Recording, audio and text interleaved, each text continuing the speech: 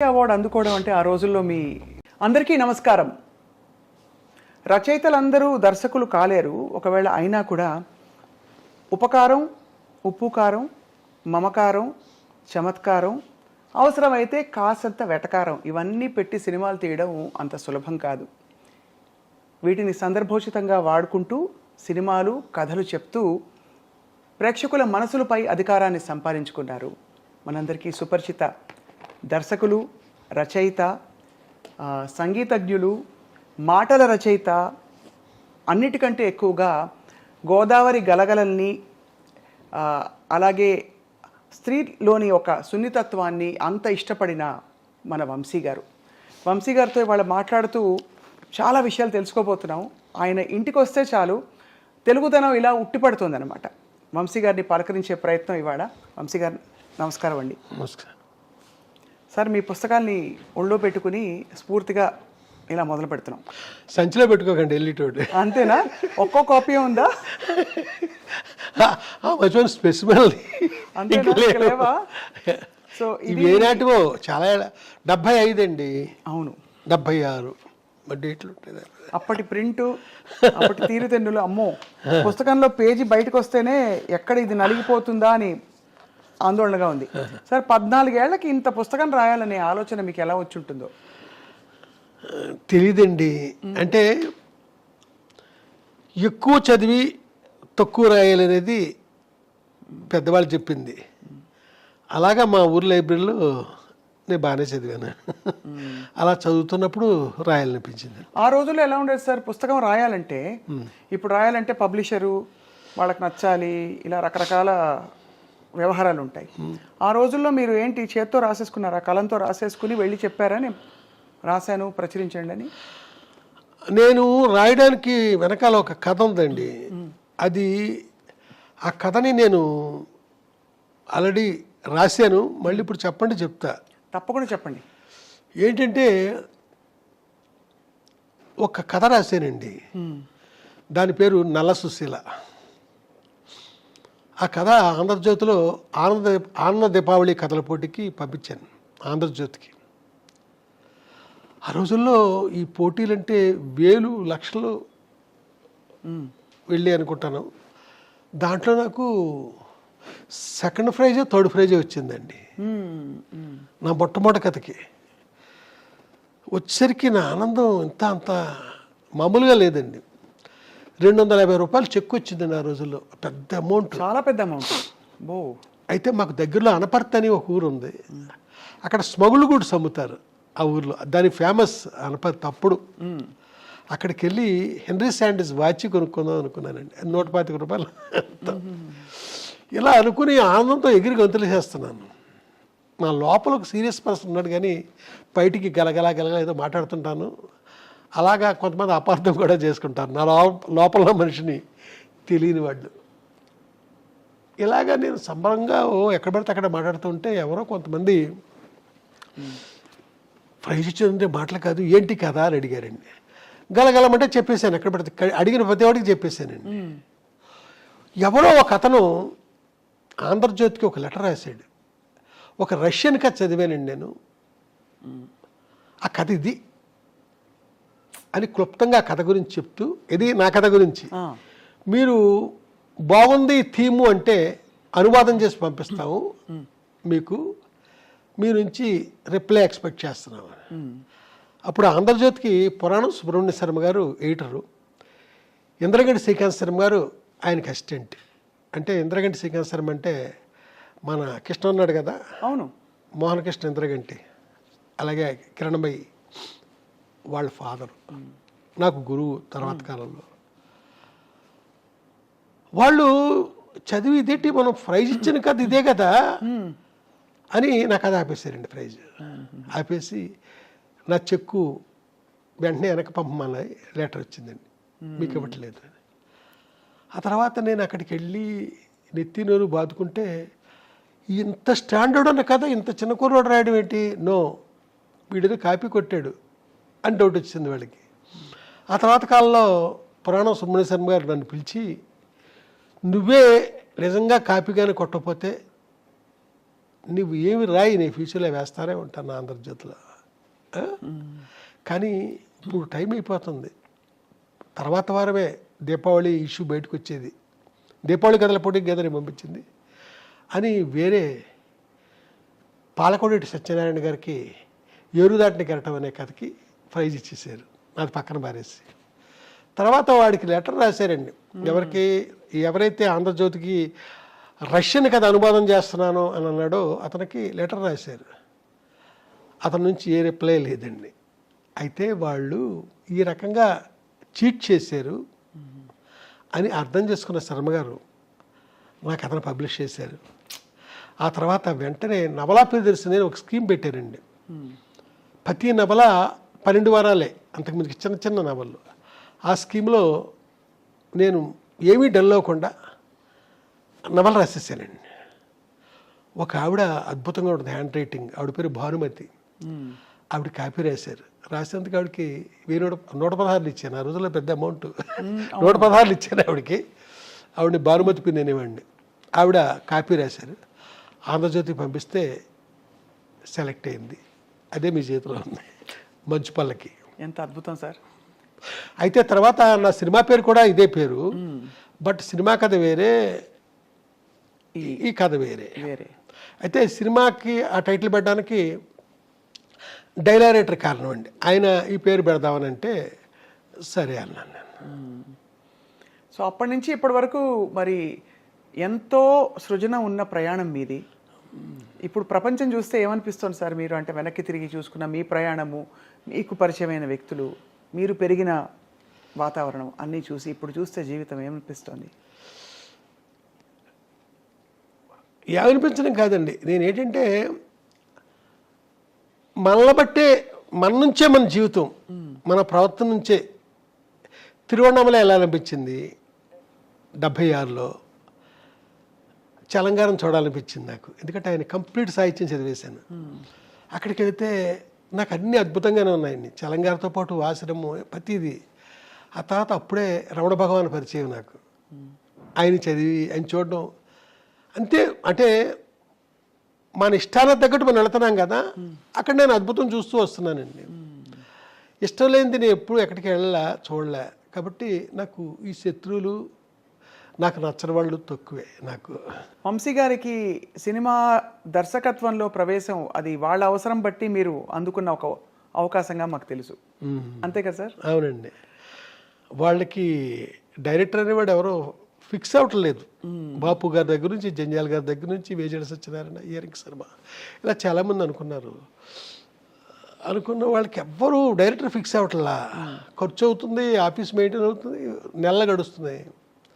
Daily మన ఆఫీస్కి వస్తున్నాడు, ఏటో హంగేరియన్ ఫిలిమ్స్ అంటున్నాడు, పోలాండ్ ఫిలిమ్స్ అంటున్నాడు, ఏంటో మాట్లాడుతున్నాడు, టెక్నాలజీ గురించి మాట్లాడుతున్నాడు.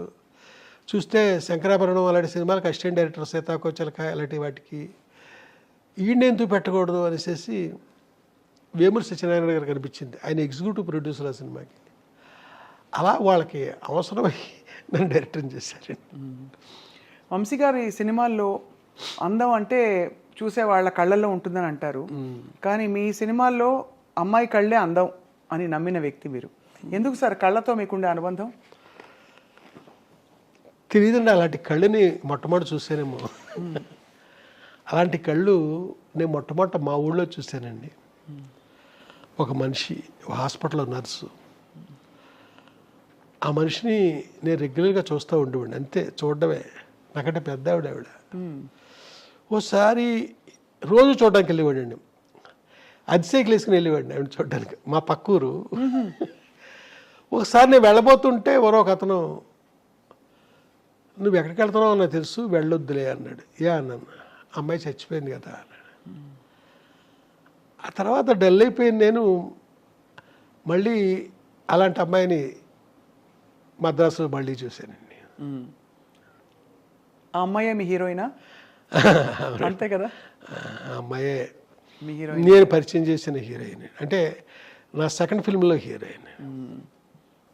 అసలు జాతీయ అవార్డు అందుకోవడం అంటే ఆ రోజుల్లో మీ స్పందన ఎలా ఉండింది సార్? అంటే ఎవరు ఊహించని ఒక పరిణామం. గొప్ప చిత్రంగా ఇప్పటికీ తెలుగు చిత్రాల జాబితాలో నిలిచిపోయిన చిత్రం ప్రెసిడెంట్ ఆఫ్ ఇండియా ఆ జాతీయ అవార్డుల ఫంక్షన్కి వాళ్ళ పిఎస్ ఎవరో 2 hours టైం ఎంత ఇస్తారండి మనకి. ఈ లోపల ఈ అవార్డు విన్నర్స్ అందరూ ఆ అవార్డు తీసుకోవడం అంతా జరగాలండి.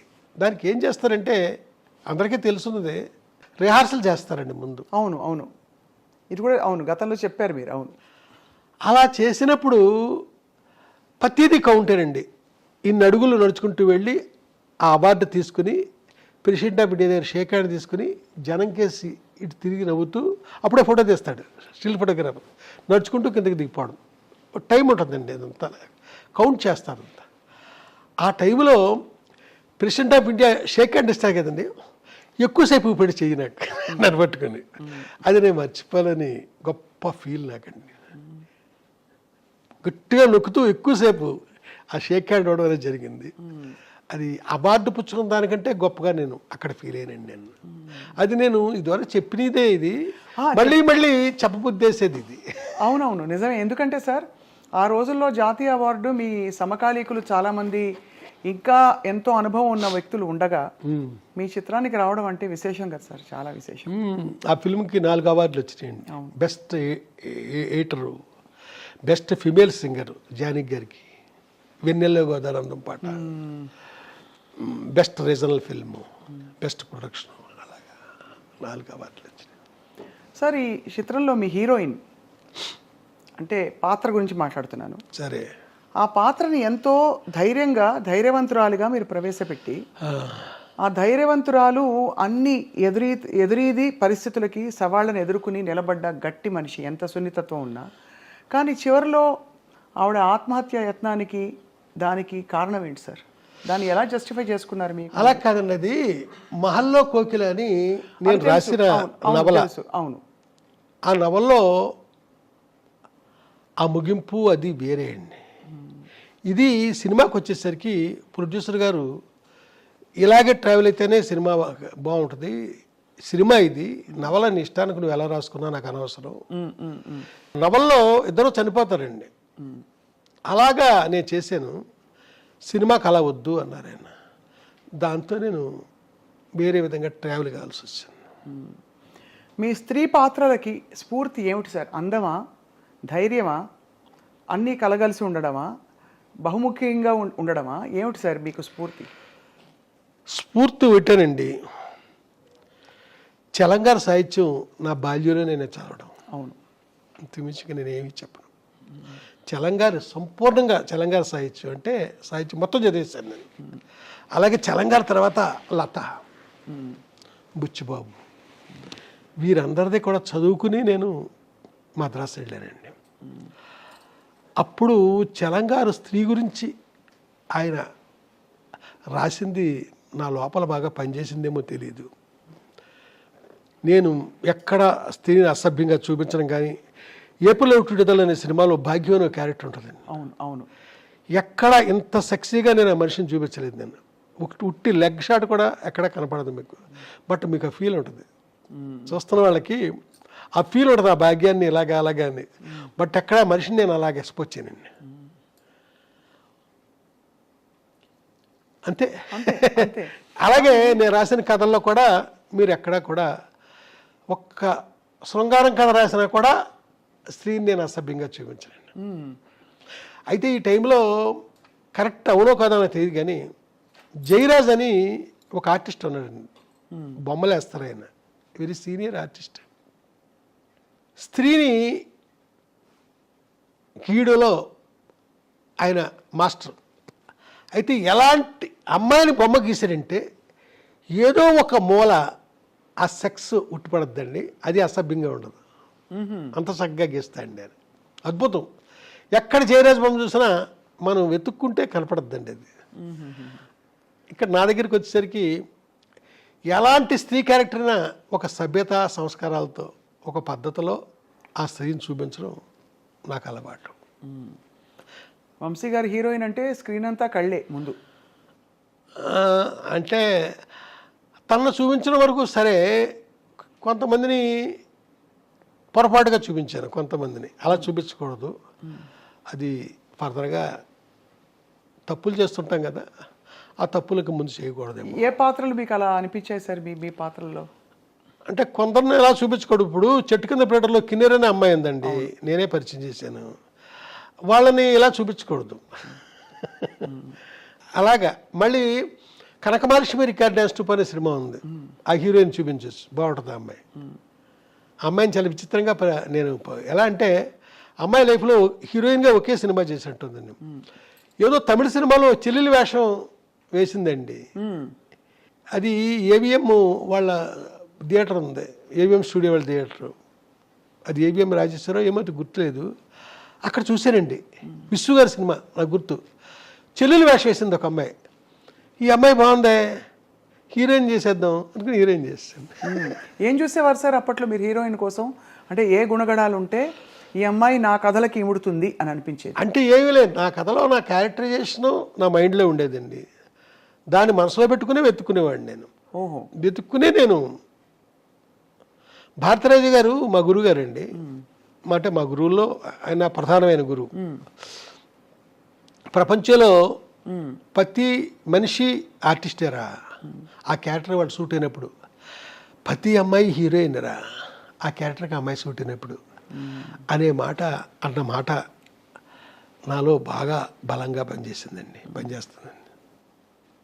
సో ఆ కోణం నుంచే చూసేవారు. కానీ బాపు గారికి చారెడు బారెడు పిడికెడు ఇలా కొన్ని ఒక్కొక్క కళాత్మక దర్శకులకి ఒక్కొక్క అలంకరణ ఇలాంటిది ఉంటుంది. అలా వంశీ గారికి చెప్పాలంటే ఏం చెప్పాలి? ఏమో నేను చెప్పేశాను మీకు ఆల్రెడీ. అంతే, క్యారెక్టర్కి వచ్చినట్టే. అవునండి సార్, మీరు ఆ తర్వాత మీ ప్రయాణం కొనసాగిస్తున్నప్పుడు ప్రొడ్యూసర్లు మీ దగ్గరికి ఎలా వస్తారు సార్? మోస్ట్లీ నా దగ్గరికి కొత్త వాళ్ళే వచ్చారండి అప్పటి నుంచి ఇప్పటిదాకా. తర్వాత వాళ్ళు పాపులర్ అవ్వచ్చు. ఎవరండి, మన స్రవంతి రవికిషోర్ గారు ఆనాడు లేడీ స్టైల్ తీసినప్పుడు ఆయన కొత్త ప్రొడ్యూసరే కదా. ముగ్గురులో ఆయన ఒక ఆయన. ఆ తర్వాత పెద్దవాళ్ళు అయ్యారు, వేరే సంగతి. నా దగ్గరికి కొత్త వాళ్ళే ఎక్కువ వచ్చారండి. పాత వాళ్ళు నన్ను అప్రోచ్ అయిన దాఖలాలు లేవు.